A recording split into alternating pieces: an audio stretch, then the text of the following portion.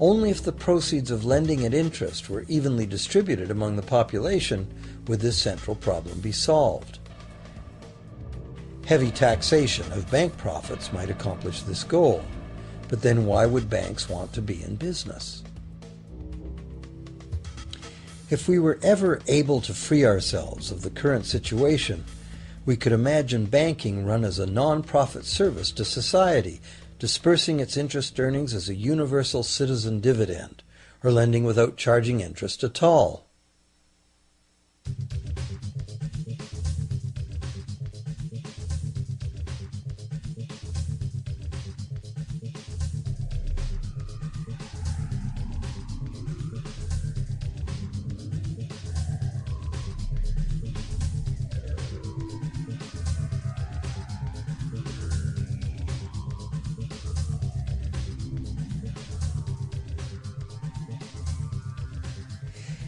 If it is the fundamental nature of the system that causes the problems, tinkering with the system cannot ever solve those problems.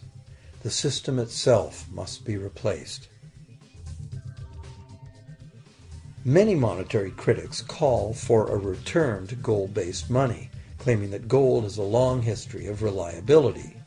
They ignore the many scams that can be played with gold, shaving coins, debasing the metal, cornering the market, all of which were abundantly practiced in ancient Rome and contributed to its fall.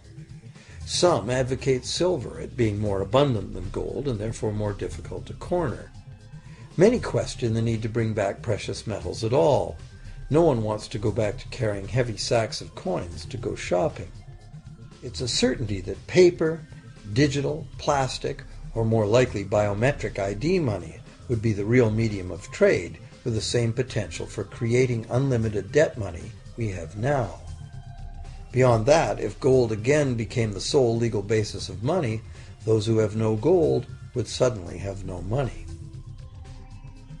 Other monetary reform advocates have concluded that greed and dishonesty are the main problems, and that there may be better ways to create an honest and equitable money system than returning to silver or gold.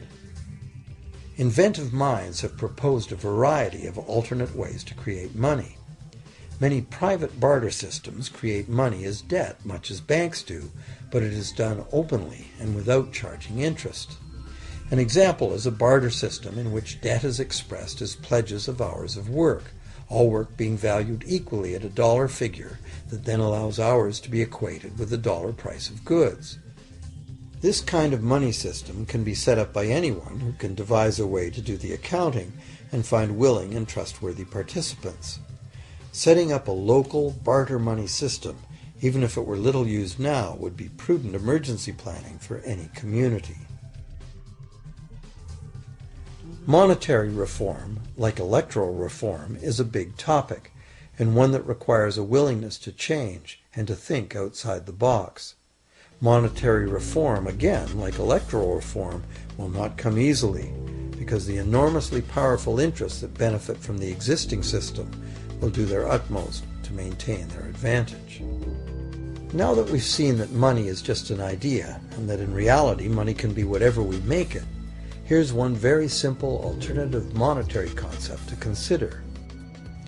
This model is based on systems that have worked in the past, in England and America, systems that were undermined and destroyed by the goldsmith bankers and their fractional reserve system.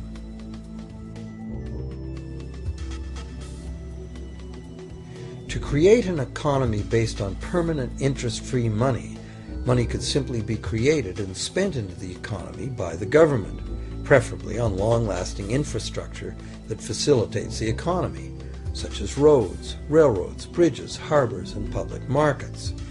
This money would not be created as debt, it would be created as value, that value being in the form of whatever it was spent on. If this new money facilitated a proportional increase in trade requiring its use, it would cause no inflation whatsoever. If government spending did cause inflation, there would be two courses of action available. Inflation is equivalent in effect to a flat tax on money. Whether the money goes down in value 20% or the government takes 20% of our money away from us, the effect on our buying power is the same. Viewed this way, inflation in place of taxation might be politically acceptable if well spent and kept within limits.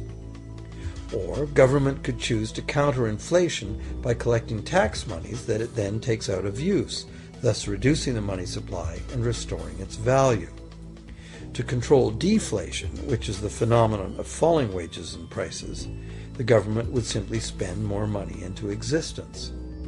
With no competing private debt money creation, governments would have more effective control of their nation's money supply. The public would know whom to blame if things went wrong. Governments would rise and fall on their ability to preserve the value of money.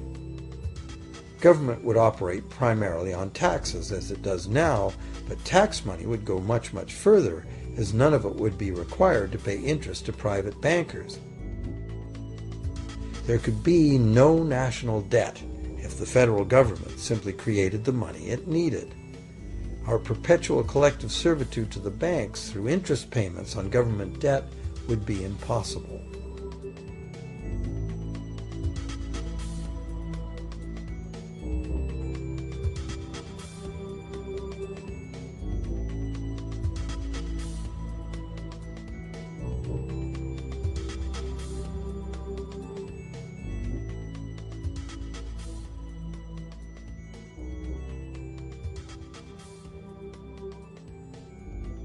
What we have been taught to believe as democracy and freedom has become in reality an ingenious and invisible form of economic dictatorship. As long as our entire society remains utterly dependent on bank credit for its supply of money, bankers will be in the position to make the decisions on who gets the money they need and who doesn't.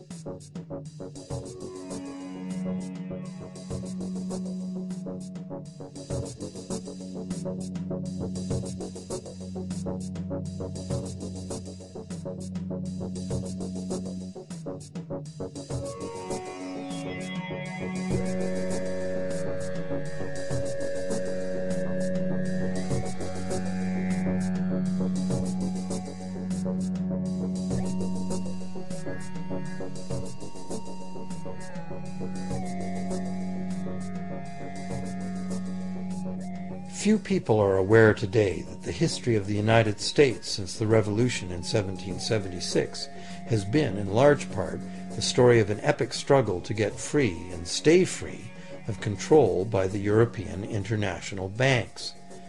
This struggle was finally lost in 1913 when President Woodrow Wilson signed into effect the Federal Reserve Act, putting the international banking cartel in charge of creating America's money.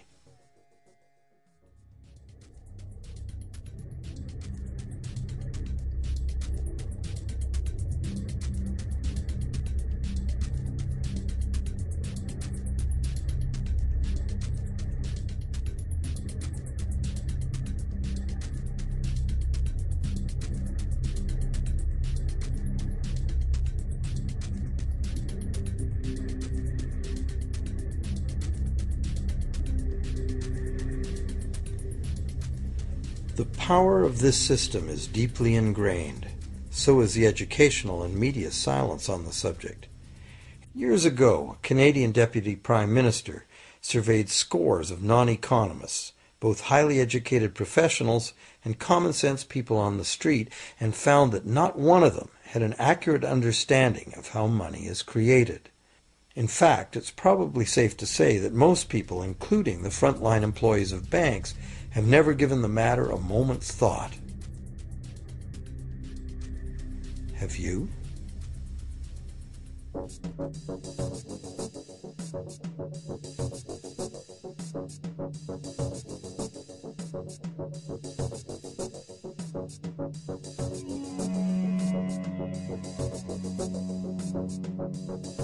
The modern money-as-debt system was born a little over 300 years ago, when the first Bank of England was set up with a royal charter for fractional lending of gold receipts at a modest ratio of 2 to 1. That modest ratio was just the proverbial foot in the door. The system is now worldwide, creates virtually unlimited amounts of money out of thin air, and has almost everyone on the planet chained to a perpetually growing debt that can never be paid off.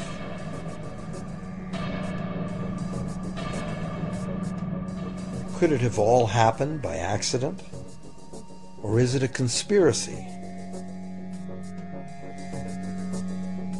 Obviously, something very big is at stake here.